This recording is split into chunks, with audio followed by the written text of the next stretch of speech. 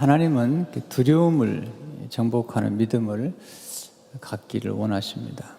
하나님 우리가 두려워할 수밖에 없는 존재인 것을 아시죠? 그래서 성경에 보면 두려워하지 말라, 놀라지 말라, 또 염려하지 말라 이런 말씀들을 많이 하고 계신 것을 보게 됩니다. 그 이유는 우리 인간이 연약하기 때문이에요. 하지만 하나님 우리가 두려움이나 염려를 극복하기를 원하십니다. 많은 싸움들이 두려움 때문에 생긴다고 하잖아요. 그래서 인류 역사의 모든 전쟁은 두려움 때문에 생겼다는 것입니다. 우리가 두려움 때문에 사람을 오해하기도 많이 합니다. 저 사람이 나를 해치지 않을까, 또 내 자녀를 어렵게 하지 않을까, 이런 두려움 때문에 의심도 하게 되고 또 오해도 하게 되고 어떤 선입견도 갖게 되는 것을 보게 됩니다. 두려움 때문에 뭔가 결정을 못해요. 그래서 항상 우유부단하잖아요.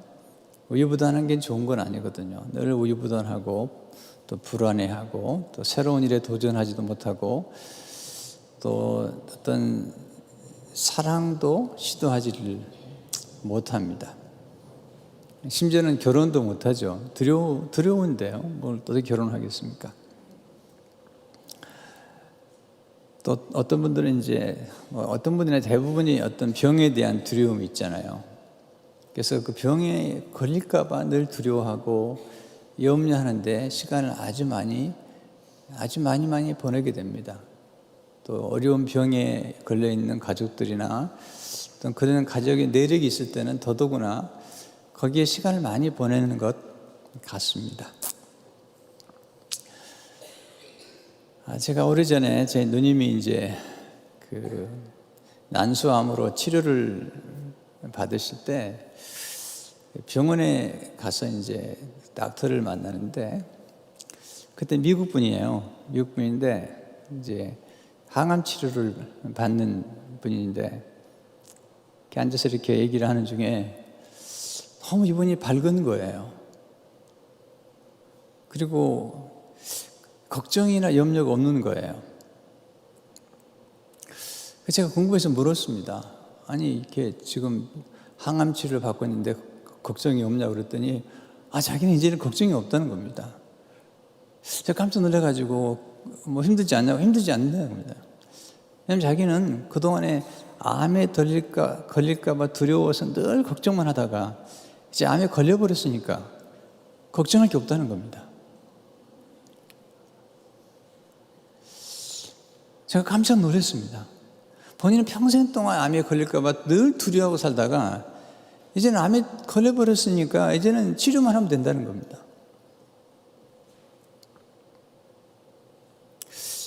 이해가 안 되시는 것 같아요. 다시 설명을 시작해 볼까요? 제가 그 얘기를 들으면서 깜짝 놀랐습니다. 병에 걸리는 것보다도 그 병에 걸릴까 봐 늘 노심초사하고 염려하는데 시간을 너무 많이 보내는 것입니다. 그래서 이제는 그런 염려를 할 필요가 없다는 겁니다. 이제는 이미 암에 걸렸으니까 이제는 치료만 하면 된다는 것입니다. 우리가 보면 때로 많은 시간들을 염려하고 두려워하는데 보내게 되는 것입니다. 다윗이 쓴 시편 53편에 보면 5절에 보면 이렇게 나오죠. 그들이 두려움이 없는 곳에서 크게 두려워하였으니 그의 대적들에서 얘기하면서 그를 두렵게 했던 사람들을 보니까 두려움이 없는 곳에서 두려워하였으니라는 거죠. 때로는 우리가 이게 두려움이 없는 곳에서 지금 이 젊은 세대가 직면하고 있는 밀레니얼 이런 제너레이션이나 요즘 스마트폰 시대에 태어나가지고 지금 대학에 들어가는 Z 제너레이션들이 가장 문제는 이 두려움의 문제라는 것입니다. 염려의 문제라는 것이 생각보다 이 염려와 두려움이 아주 많은 것입니다. 생각보다 두려움이 없는 곳에서도 두려워하는 것을 많이 보게 됩니다. 이 성경은 거듭 두려워하지 말라고 우리에게 가르쳐 주는 것을 보게 됩니다. 저도 두려움이 있죠. 여러분도 두려움이 있을 거고요. 또 이렇게 하루하루 살아가면서 왜 두려움이 없겠습니까만은, 두려움이라는 것은 감정입니다. 이건 소낙비 같은 거예요. 분노도 몇 초만 잘 기다리면 분노가 사그러진다는 겁니다. 그처럼 두려움이라는 감정도 오고 가는 것인데, 두려움에 빠져들거나 또 사로잡히거나 염려에 사로잡혀서는 우리가 풍성한 생활을 할 수가 없는 것입니다. 누릴 수도 없고 또 어떤 행복감을 경험할 수도 없고 이 세상의 삶 가운데 주어진 모든 것들에 대해서 감사할지도 모르는 그런 이제 오리에 빠지게 되는 것이죠. 오늘 본문에 예수님께서 오병이의 기적을 일으키신 다음에 산에 혼자 올라가 기도하십니다. 그리고 제자들이 이제 배를 타고 건너는 것을 산에서 지켜보시면서 기도하시는 것입니다. 22절 23절을 보게 되면 예수께서 즉시 제자들을 재촉하사 자기가 무리를 보내는 동안에 배를 타고 앞서 건너편으로 가게 하시고 무리를 보내신 후에 기도하러 따로 산에 올라가시니라. 저물매 거기 혼자 계시다니. 오병이의 기적이 일으킨 다음에 사람들이 예수님 억지로 왕을 삼으려니까 예수님이 혼자 기도하러 올라가셨는데, 누구를 위해서 기도하셨을까? 제자들을 위해서 기도하신 거죠. 홀로 기도하시는데 이제 산에서 내려다 보니까 제자들이 탄 배에 큰 풍랑이 찾아온 것입니다. 고난이 찾아온 것이죠. 24절에 보게 되면 배가 이미 육지에서 술이나 떠나서 바람이 거스름으로 물결로 말미암아 고난을 당하더라. 제자들이 이렇게 고난을 당하는 것을 지금 지켜보시는 것을 보게 됩니다. 누가 이 고난 현장으로 보냈냐면 예수님이세요. 예수님이세요. 고난 현장 가운데 보내서 훈련을 시키는 것입니다. 예수님이 많은 기적을 행하셨지만 예수님의 모든 초점은 십자가와 함께 제자들을 키우는 것입니다. 그러니까 십자가의 그 일을 이루신 다음에 그 십자가의 복음, 부활의 복음을 증거할 수 있는 제자들을 키우는데, 그것도 많이도 키우지 않습니다. 12명이죠. 키우는데 전심을 다 쏟고 계신 것을 보게 됩니다. 왜 하나님께서 우리에게 고난을 보내실까요? 이게 굉장히 중요한 질문이죠. 성경 보게 되면 하나님 우리에게 고난을 보내시는 이유들을 좀 설명하죠. 하나님은 고난을 통해서 자기 백성들을 첫째로 위대하게 만드시는 것입니다. 하나님은 고난을 통해서 우리를 연단시키십니다. 고난 중에도 두려워하지 않을 정도의 신앙, 낙담하지 않을 정도까지 몰아가는 것입니다. 고난의 때에 정신을 똑바로 차리지 않으면 하나님의 말씀도 망각하고 하나님의 은혜나 능력도 망각하게 됩니다. 이게 아주 위험한 것이에요. 평소에 우리가 성경 공부를 잘 해내야 될 뿐만 체계적으로, 그리고 또 성경 암송도 평소에 잘 해놓지 않으면 그냥 고난이 오게 되면 휘둘리는 것입니다.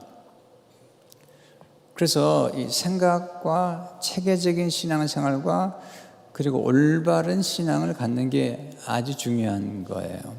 특별히 체계적으로 신앙이 정비가 돼야 돼요. 그래서 신앙이 영적인 지성으로 딱 틀이 잡혀가야 돼요. 그래서 어떤 환난이나 또 질병이나 또 유혹이나 어떤 감정들이 왔을 때도 거기 휘둘리지 않을 정도까지 가야 되는데, 그런 훈련을 하시는 것입니다. 최근에 제가 좋아하는 작가 가운데 폴 트립이라는 분이 계신데, 이분이 이제 고난에 대한 주제로 책 이름이 고난이에요. 그분이 뭐 경애 또 뭐 여러 가지 책을 썼는데, 그분이 쓴 책들은 뭐 제가 거의 다 읽을 만큼 제가 좋아하는 그런 작가 중에 한 분이신데요. 이분이 이제 병에 걸려서 수술을 하고 이런 여러 과정을 통해서 고난을 겪은 다음에, 또 고난을 통해서 병에 걸리면서 얼마나 두려워했는지, 얼마나 무서웠는지 이런 과정을 쭉 겪은 다음에 쓴 책이에요. 그래서 굉장히 공감을 주는 거예요. 그냥 뭐 이론적으로 쓴 게 아니라 본인이 경험하면서 쓴 글이기 때문에 이게 공감을 주는 것입니다. 근데 이분이 강조하는 게 뭐냐면, 이 고난의 때 우리의 마음과 생각이 어디에 집중하느냐가 중요하다는 겁니다. 제가 읽어드리겠어요. 고난을 당할 때 경험하는 두려움의 정도는 고난의 규모나 심각성보다는 그것을 감당하는 동안 마음과 생각이 어디에 집중되느냐에 더 크게 작용된다. 즉 고난 자체에 생각을 집중할수록 그것이 더 커지고 복잡해지고 불가능해 보일 뿐 아니라 한 걸음 더 나아가 삶에 큰 영향을 미치는 훨씬 더 중요한 일이 일어나기 시작한다.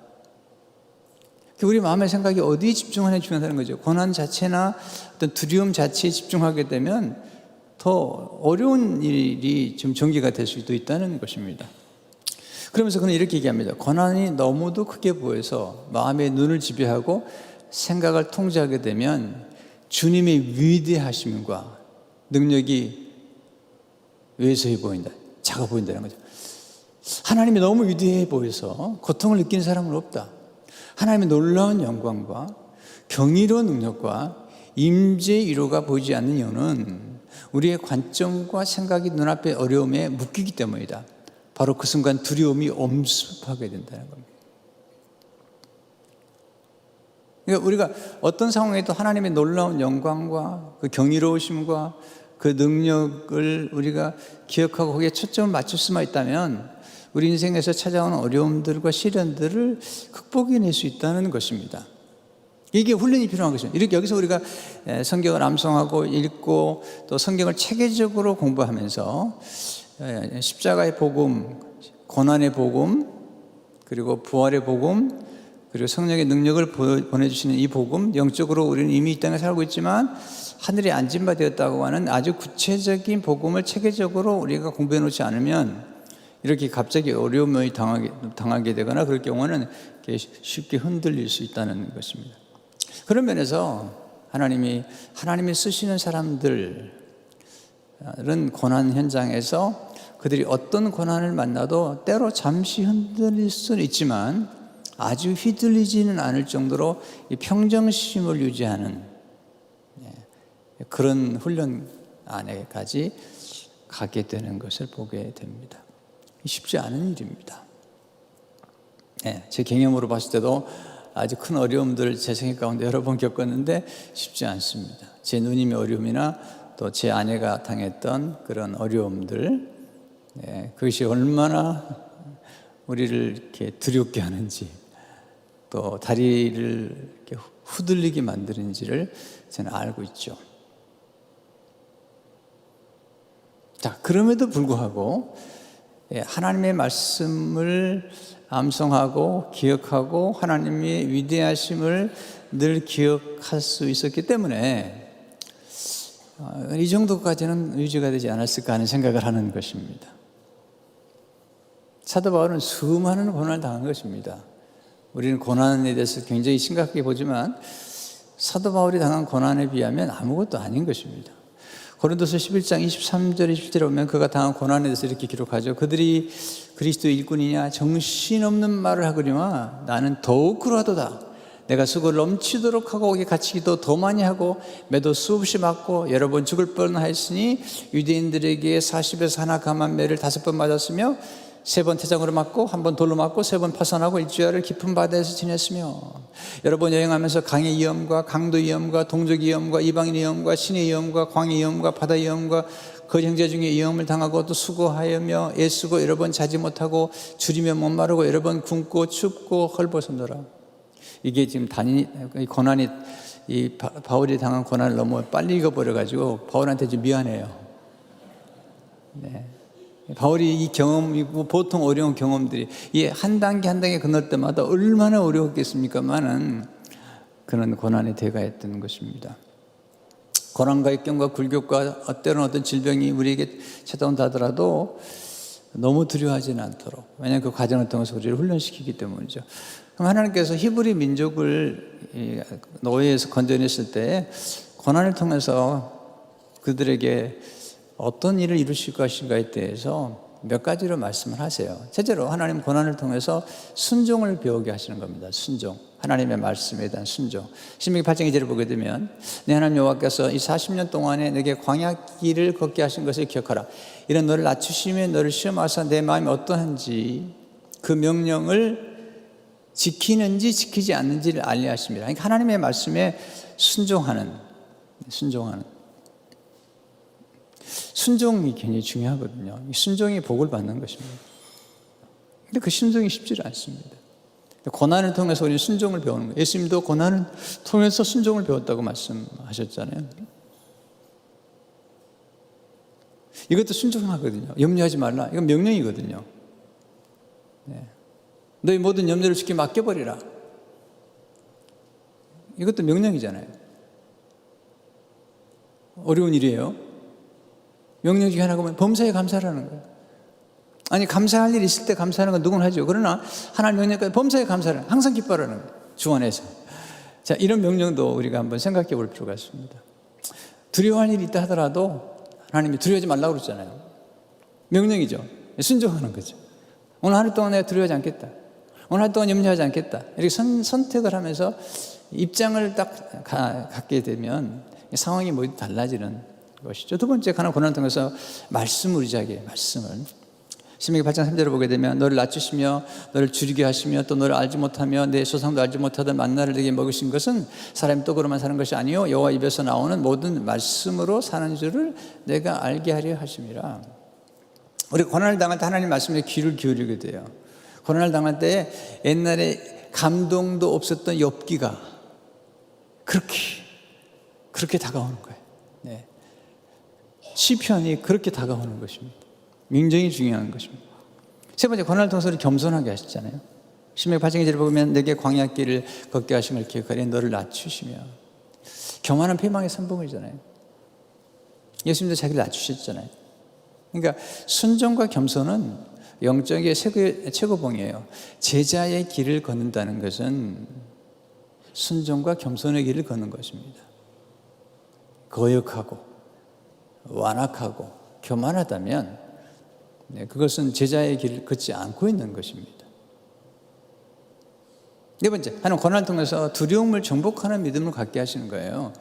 왜냐하면 이스라엘 백성들이 바로를 두려워했잖아요. 모세도 바로를 두려워했거든요. 근데 그들이 고난을 극복하고 홍해를 갈라서 그들이 가나안 땅을 정복하는 이 중에 그들이 바로도 별거 아니구나. 하나님이 그냥 손 보시니까 이 애굽의 바다에 수장돼 버리는 거예요. 홍해 바다에 수장되는 거예요. 그러면서 하나님의 위대하심을 보면서 담대해지는 것이죠. 뿐만 아니라 여호수아에게 가나안 정복을 맡길 때도 하나님이 부탁하신 게 있습니다. 내가 함께 할 테니까 두려워하지 말라는 거예요. 여호수아 1장 9절에 보니까 내가 내게 명령한 것이 아니냐, 강하고 담대하라. 두려워하지 말며 놀라지 말라. 내가 어디로 가든지 내 하나님 여호와가 너와 함께 하느니라 하시냐. 여러분, 놀라고 두려워하면요 생각이 제대로 떠오르질 않습니다. 갑자기요 그냥 멘붕 현상이 일어나는 거예요.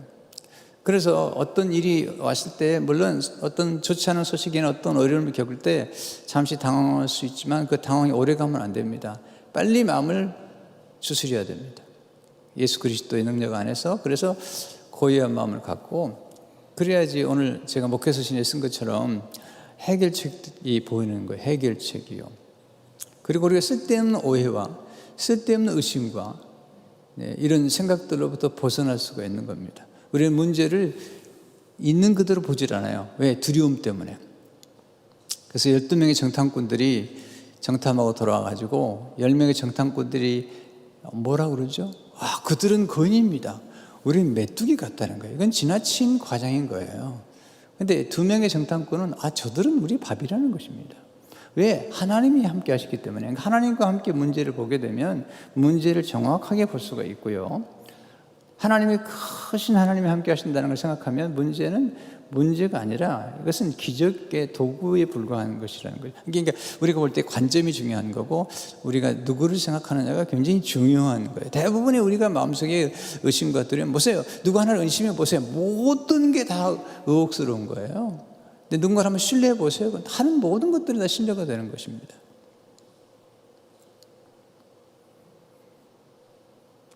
어떤 아들 친구가 집에 들어왔는데 갑자기 그 돈을 잊어버렸다는 거예요. 그래서 이 아들 친구를 의심하는 겁니다. 이게 들어올 때부터 약간 이상한 거예요. 걸은 것도 약간 이상하고 자기가 보는 것도 이상하고 나중에 알고 보니까 서랍 속에 돈이 있는 거예요.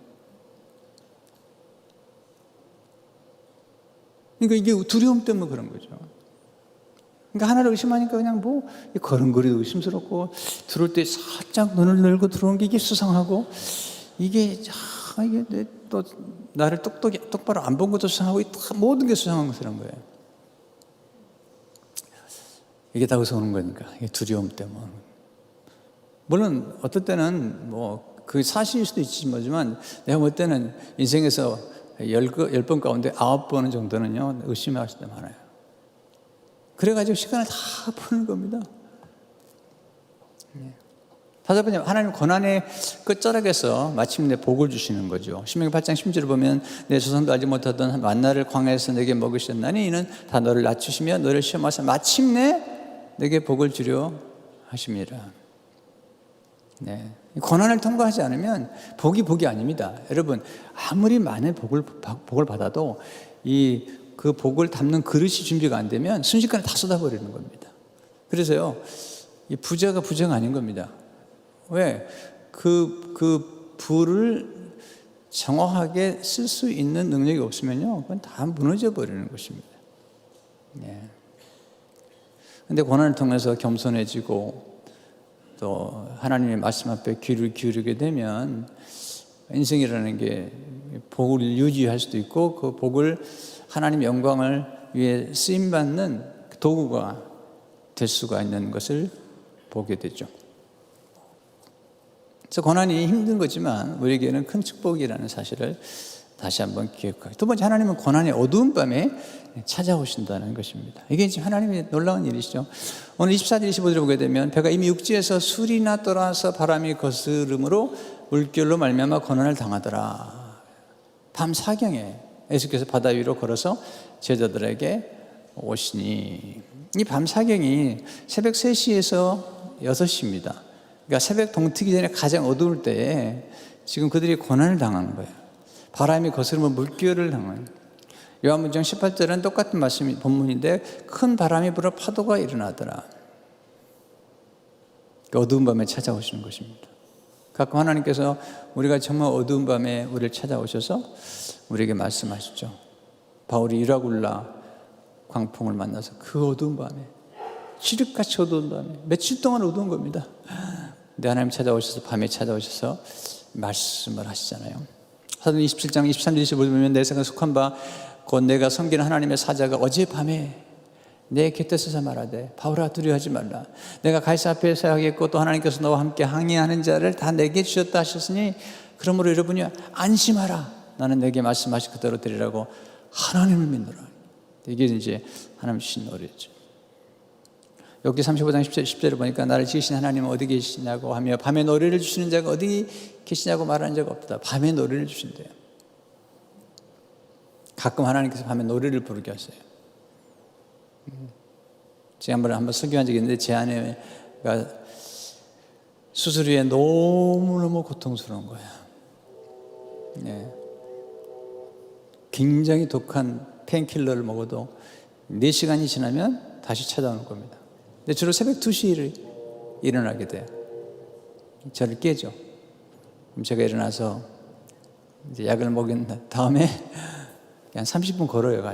같이 찬양을 해야 됩니다. 왜냐하면 그 약 기운이 들어가려면.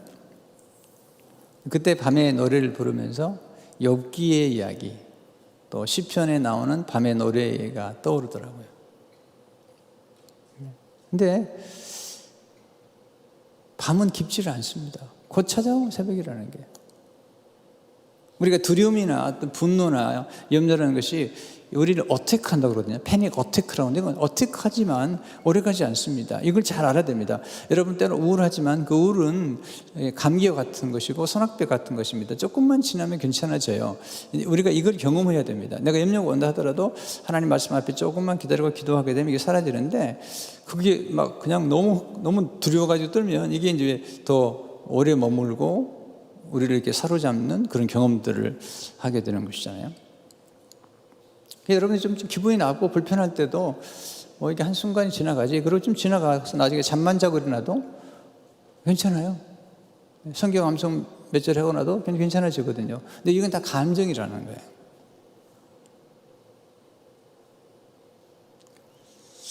지난주간에도 제가 잘 아는 목사님이 연락을 해서 목사님 갑자기 제가 엠티니스가 왔습니다. 이제 더 이상 강단에 서기가 두렵습니다. 어떻게 하면 좋습니까? 침체가 왔다는 거죠. 네, 이제 못하겠대 목회를. 그래서 제가 카톡을 보냈습니다. 목사님, 은퇴하기까지 5년 남으셨는데 완주를 하셔야 됩니다. 내가 달려갈 길, 바울이 말한 것처럼 이 달려갈 길을 완주하는 것이 그게 목사님의 사명입니다. 이제 5년 남았는데 완주하셔야 됩니다. 그리고 마라톤 경기에서 3분의 2 지점이 이 마의 순간이라는데 그것처럼 지금 목사님이 거기 와 있는 것입니다. 조금만 견디십시오. 그리고 장로님들에게 얘기해가지고 안식으로 받으십시오. 한국에 나가서 쉬기도 하고 또 상담도 받고 또 필요하면 약도 먹고 그러게 되면 반드시 좋아집니다. 지금 소낙비와 같습니다. 네, 이분이 제 얘기를 듣고 장로님들에게 말씀드리고 2달 동안 시간을 받았어요. 저한테 너무 감사하다는 거죠. 네. 희망을 갖게 됐대요. 완주할 수 있는.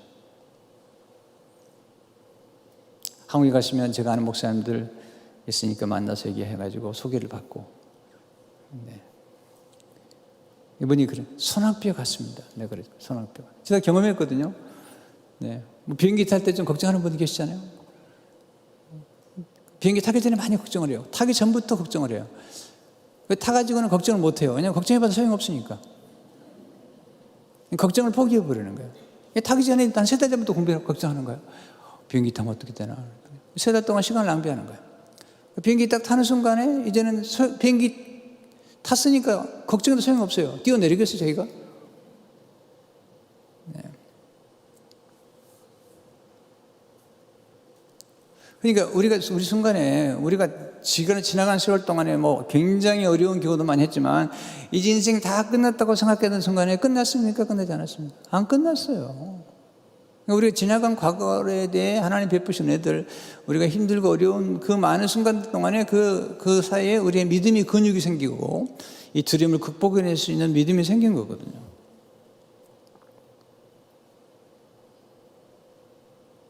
기분이 안 좋을 때 있습니다. 목사라고 기분이 항상 좋습니까? 항상 할렐루야, 할렐루야, 헬렐레. 네. 또 제 성격이 또 뭐 이렇게 박장대소를 하고 막, 네, 깔깔깔깔깔 대고 막 그렇게 하는 사람이 못 되잖아요. 웃음이 나와도 집에 가서 슬쩍 웃고 그런 죄죠 뭐. 네, 슬퍼도 막 우는 게 아니고 그냥 눈물을 삼키고 그리고 집에 가서 울고 네, 그런 성격인데 뭐 어떻게 하겠어요. 그런데 또 지나면 또 괜찮아지고, 네, 이게 너무 힘들다 이런 생각이 들지만 또 며칠 되면 괜찮아지고 또 강단에 서고. 네. 네. 우리 장로님들은 저보고 자꾸 안식으로 가라고 얘기만 하고 보내주진 않아요. 자꾸 안식으로만 하라고만 하지 구체적으로 어떻게 하면 좋겠다 이런 얘기를 안 하세요. 늘. 그리고 한 주만 비워도요, 목사님 없으니까 지금 안 된다고 그러고 말이에요. 말만 안식으로 하라고 그러고는 그냥 늘 그러시는 것 같아요. 오늘 저는 설교하고 강단에 생각 되게 좋아합니다. 그리고 말씀을 전하는 동안에 치유가 됩니다. 그래서 이제 감사하게 생각하죠. 세 번째, 하나님은 두려움을 정복하는 믿음을 통해서 기적을 창조하신다는 거죠. 26절을 보세요. 제자들이 그 바다 위로 걸어오시는 보고 놀라 유령이라 하며 무수하여 소리 지르거늘. 보세요. 무수하면 소리 지르게 됩니다. 당황하니까. 예수님을요, 유령이라고 그런 거예요. 그냥 무수하게 되면 정확히 못 보는 거죠. 눈이 흐려져 버리는 것입니다. 두려움은 우리 눈을 어둡게 만드는 것입니다. 생각을 혼나게 만들어버리는 것입니다. 예수님이신데 못 알아봐요. 그렇게 같이 사는데 못 알아보는 거예요. 예수님께서 즉시 27절에 보니까 즉시 이르시되 안심하라. 난이 두려워하지 말라. 이 중요한 단어가 뭐죠? 난이란 말입니다. 나다. 이게 헬라어로 에고에임이라는 단어입니다. 에고에임이. 이것은 하나님께서 모세가 하나님께 여쭤보잖아요. 하나님 당신의 이름이 무엇입니까? 그랬더니 하나님께서 나는 스스로 있는 자니라. 바로 그 말입니다. 에고에임이. 나는 하나님이다. 이렇게 얘기하는 사람들거든요. 나는 나다. 그러니까 성경에서 하나님에 대해서 표현할 때마다 나는 나다라는 표현, 나는 생명의 떡이다, 이렇게 표현할 수 있는 분은 하나님밖에 없고요. 내가 그니라. 그것도 이사야에 보게 되면 하나님에 대해서 표현하는 거예요. 가룟유다가 사람들 데려왔잖아요.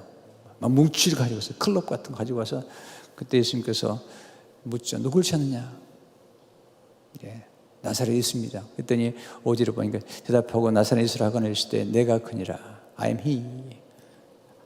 그를 파는 유다도 그들과 함께 있었더라. 그 순간에 예수를 잡으려 하는 사람들이 물러가 땅에 엎드러지더라. 6절에 예수 그들에게 내가 그니라 할 때에 그들이 물러가 땅에 엎드렸어요. 네. 이게 뭔지 아세요? 경배하는 거예요. 왜냐하면 잡으러 왔다가 내가 그니라는 말은요, 내가 하나님이라는 거예요.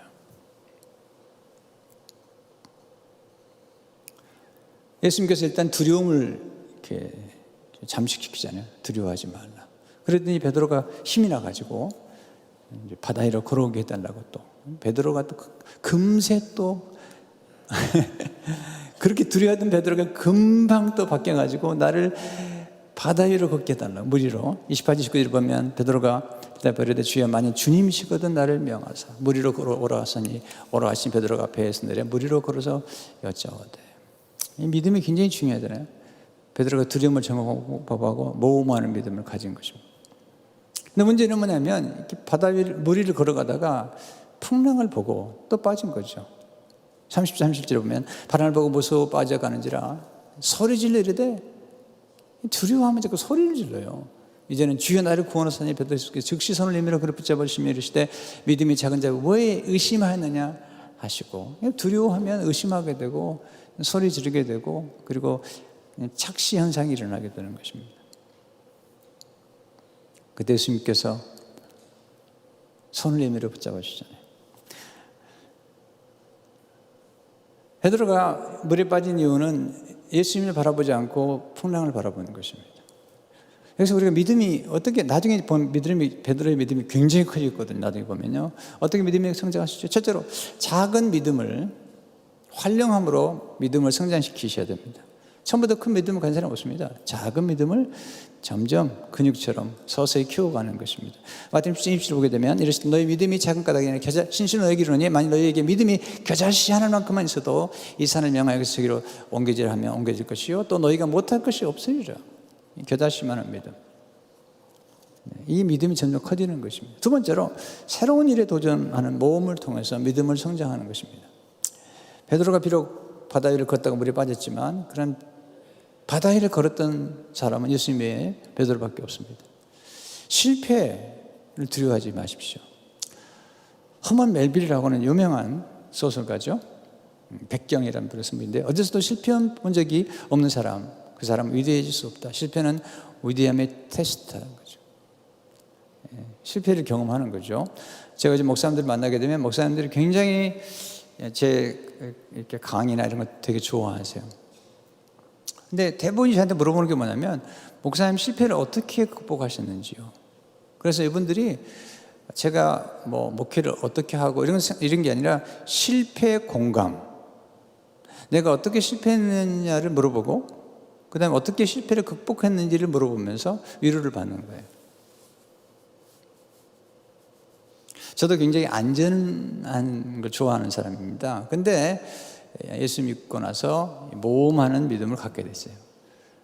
개척하는 것도 모험입니다. 여러분 89년에 교회 개척할 때는 정말 맨 땅에다 헤딩한 것 같아요. 사람 도움도 했고요. 또 두 번째 이제 멸상 비전교회를 개척하는 것도 보통 일이 아닙니다. 네, 수많은 사람들이 지켜보는 가운데 모험입니다. 건축 이거 진짜 모험인 것입니다. 지나고 보니까 다 잊어버려서 그렇지 이거 대단한 겁니다. 대가리가 단단한 사람만이 할 수 있는 것이 건축 같아요. 네, 대단한 일을 하나님이 하셨고 여러분들이 하신 것이죠. 세 번째, 예수님을 계속해서 바라봄으로 믿음을 성장시켜야 됩니다. 예수님을 안 바라보면 바람에 보고 무서워 빠져가는 것입니다. 우리는 예수님을 늘 바라봐야 됩니다. 30절을 보게 되면 바람을 보고 무서워 빠져가는 자라 소리지르되 이르되 주여 나를 구원하소서 하니, 바람 보면 무서워하게 되는데 예수님이 바라봐야 되잖아요. 예수님께서 손을 내밀어서 믿음이 작은데 왜 의심하느냐. 예수님이 바라봐야 돼요. 그래야 이제 승리할 수가 있습니다. 히브리서 12장 2절을 보게 되면 이 믿음의 주여 또 온전케 하시는 예수를 바라보자. 그는 그 앞에 있는 기쁨을 위하여 십자가를 참으사 부끄러움을 개치 아니하시더니 하나님 보좌 우편에 앉아 계십니다. 근데 놀라운 사실은요, 예수님이 지금 배 밖에 계셨다는 겁니다. 보세요. 배 밖을 나와야 예수를 만나는 거예요, 베드로가. 이게 굉장히 중요한 원리인데요. 우리가 가끔은 하나님의 고난을 통해서 우리가 생각하지 않은 경험, 생각하지 않은 환경, 생각하지 않은 곳으로 보내버리는 거죠. 요셉 보세요. 요셉이 아버지와 함께 있을 때는 하나님이 함께 하신 걸 경험하지 못해요. 요셉이 애굽에 끌려갔을 때 거기에서 하나님을 만납니다. 놀라운 경험이죠. 그러니까 이렇게 시작해보는 것입니다. 믿음을 한 걸음을 내보는 것입니다. 거기서 하나님의 놀라운 경험을 하는 것입니다. 늘 생각만 해서는 안 되는 것입니다. 네. 선교든 결혼이든 교회 건축이든 한 걸음을 내걷는 것입니다. 그리고 그 다음 또 한 걸음을 내걷는 것입니다. 그때 우리가 예수님을 바라봐야죠. 히브리서 10장 2절을 보니까 믿음의 주여 온전케 하시니 예수를 바라보자. 그는 그 앞에 있는 기쁨을 위하여 십자가를 참으사 부끄러움을 개치 아니하시더니 하나님 보좌 우편에 앉으셨느니라. 여러분, 예수님의 사랑의 손을 의지하십시오. 31절에 보니까 예수께서 즉시 손을 내밀어 그를 붙잡으시며, 예수님이 손을 내밀어 붙잡아서 베드로를 또 걷게 하세요. 베드로가 두 번 건 거예요. 처음엔 혼자 걸었습니다. 예수님 손을 잡고 같이 걸어서 배에 들어오는 겁니다. 이 놀라운 경험을 하는 것이죠. 그때 배에 함께 오르자 사람들이 예수님께 경배하죠. 33절 보면 배에 있는 사람들이 예수께 사람이 이르되 진실로 하나님의 아들이시다 하다. 네, 우리 예수님은 하나님의 아들이시고 하나님이신 거죠. 천지를 만드시고 바람을 만드신 분이시죠. 예수님의 손을 붙잡아 주는 것입니다. 예수님의 손 능력의 손입니다. 치유의 손입니다. 여러분 믿으시기 바랍니다. 이 손이 우리가 힘들 때 손을 내밀어야 됩니다. 도움을 받아야 됩니다. 근데 두려움을 이길 수 있는 가장 강력한 힘 중에 하나는 믿음이요. 또 하나는 사랑입니다. 사랑. 베드로는 예수님을 사랑했거든요. 나중에 실패한 후에 예수님께서 물어보신 게 다른 거 아닙니다. 베드로야 내가 믿음이 있느냐? 이렇게 물어보지 않았습니다. 사랑하느냐? 내가 너를 사랑하냐? 여러분 요한일서 4장 18절을 보게 되면 사랑 안에 두려움이 없고서 온전한 사랑에 두려움을 내쫓나니 두려움엔 형벌이 있습니다. 두려워하는 자는 사랑 안에서 온전히 이루지 못하니. 여러분 들어보시잖아요. 네? 자녀를 살리기 위해서 집이 불이 나게 불도미로 들어가는 게 업무입니다. 엄마. 이번에도 총기 사고가 났잖아요. 텍사스가. 근데 한 엄마가 2살 반 난 아이를 끌어안고 총에 맞아 죽고 있습니다. 아이는 살리고 자기는 죽겠다는 것입니다. 이게 사랑의, 이게 두려움을 극복해보는 것입니다. 가장 중요한 건 사랑이잖아요. 믿음과 함께 사랑. 예수님께서 물어보신 그거예요. 베드로에게. 내가 얼마나 믿음이 크냐 물어본 게 아니고, 요한복음 20장 15절을 보니까 그들이 집 안 먹고 예수께서 시몬 베드로에게 이르시되 요한 아들 시몬아 내가 이 사람들보다 나를 더 사랑하느냐 하시니 이르되 주님 그러하나이다. 내가 주님을 사랑하는 줄 주님께서 아시나이다. 이르시되 내 어린 양을 먹이라 하시고. 믿음보다 더 강력한 힘이 사랑입니다. 사랑하면 모든 두려움을 이겨내는 거예요. 모든 것 이겨내는 것입니다. 이런 사랑이 우리에게 중요한 것이죠. 사람들이 제게 물어봅니다. 목사님 왜 이렇게 목회를 열심히 하고 왜 또 공부도 열심히 하고 이렇게 하는 거냐고, 또 이거 고생스러운 일을 하는 거냐고. 저는 간단합니다. 사랑 때문에. 하나님 사랑, 성도들 사랑, 가족 사랑. 이 사랑하기 때문에 모든 두려움과 그리고 어려움을 이겨내는 것입니다.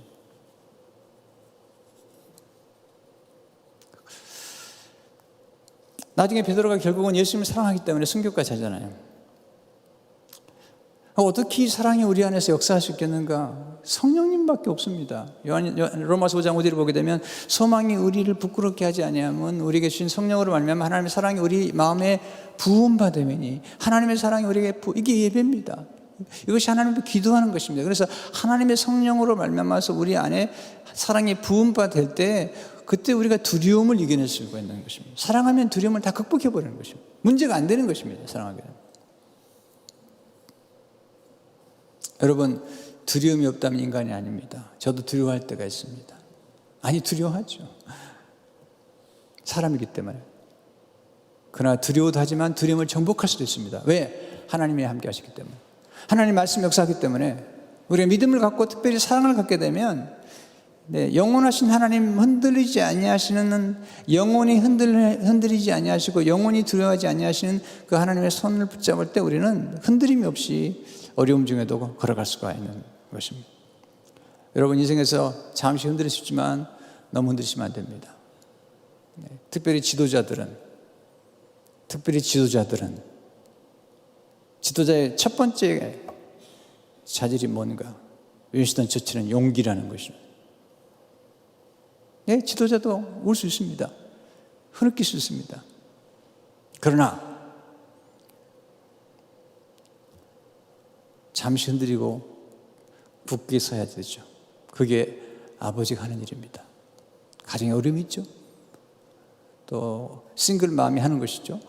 어렵지 않겠습니까? 그러나 든든히 서 있는 것입니다. 이것이 사장님이 하는 일입니다. 왜 지금 사업이 얼마나 어렵겠습니까만은 그래도 든든히 서 있어야 됩니다. 하나님 영원히 흔들리지 않도록 도와주시기 때문이죠. 시편 112편 6절을 보니까 그는 영원히 흔들리지 아니하며, 하나님 경외하는 사람은 의인은 영원히 기억되리로다. 그는 흉한 소문을 두려워하지 아니하며 여호와를 의뢰하고 그의 마음을 굳게 정하였도다. 흉한 소문을 두려워하지 아니하며, 왜냐하면 하나님을 의뢰하기 때문이죠. 하나님께 마음을 두기, 하나님을 사랑하기 때문이죠. 그리고 어떤 일을 만나더라도 하나님께서 모든 것을 합력하여 선을 이룰 수 있는 거라는 사실을 믿는 것입니다. 또 우리는 영원한 세계 속에 살아가는 것입니다. 이것이 두려움을 정복하는 믿음의 비밀이고, 그 믿음 속에는 하나님의 사랑이, 하나님 향한 사랑이, 또 가족과 교회를 향한 사랑이 있기 때문에 가능한 것입니다. 여러분, 오늘 하나님 말씀하시죠. 두려워하지 말라. 이 명령입니다. 순종하세요. 두려워하지 말라. 내가 너와 함께 함이니라. 염려하지 말라. 항상 기뻐하십시오. 목사님, 웃을 일이 없어요. 웃으세요, 그냥. 왜? 기뻐하라고 말씀하셨으니까. 아니, 웃을 일도 없는데 웃으면 미친 사람 같잖아요. 그래도 웃는 게 낫죠. 네. 믿음으로 승리하시기를 주의 이름으로 축원합니다. 하나님 아버지, 감사합니다. 오늘 말씀으로 위로를 받고 힘을 얻고 믿음으로 두려움을 정복하고 하나님의 말씀으로, 그리고 하나님을 향한 사랑으로 두려움을 정복하도록 도와주시고, 두려움의 감정도 독감처럼 찾아왔다 사라지는 것, 두려울 때마다 두려움에 빠지지 아니하고 하나님을 바라보는 가운데 승리하도록 역사해 주옵소서. 예수님 이름으로 기도합니다.